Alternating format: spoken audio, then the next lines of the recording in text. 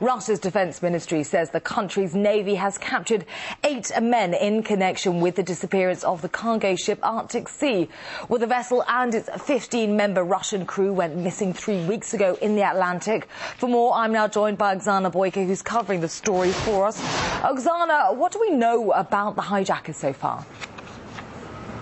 Well, the only new piece of information we've got at this point concerns nationalities of the alleged hijackers, with Russian, Latvian and Estonian citizens among them. Unfortunately, at this point, we don't know when and where these alleged hijackers boarded the ship. From early media reports, we know that the vessel may have gone through 2 hijacking attempts, one in Swedish waters when it was approached by a group of masked gunmen dressed by police who searched the vessel and interrogated the crew, and another hijacking attempt already after the ship passed through the English Channel. At this point, we don't know when these group of hijackers that were captured recently boarded the ship.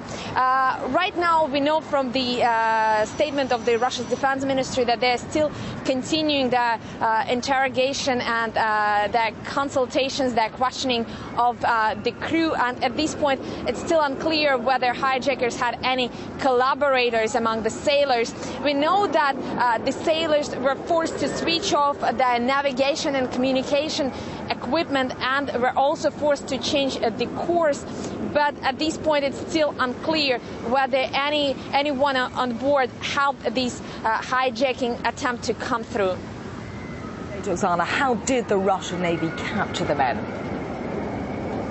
Well, it also remains a bit unclear at this point. We know that soon after the news about the missing ship came out, Russian president authorized 2 submarines and 1 Navy ship to look for the vessel, Russian Navy has been searching for the ship for about a week and a half. It's still unclear whether they found this ship on their own or whether they were collaborating with other Navy forces. There is some speculation that NATO may have lent a hand,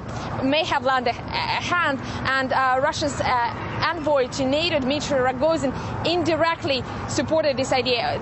Here's what he said. All stages of the operation were excellently managed, including its development and preparation. As soon as we had the information, the Russian authorities immediately gave instructions to the military command. The Russian vessels took over the ship that had been captured by pirates at the planned time and place, preventing it from getting any closer to the African coast. Well, that was Russia's envoy to NATO, Dmitry Rogozin. But there are also some speculations in Russia that NATO's role in this whole incident may have been very different from the one that we have just mentioned.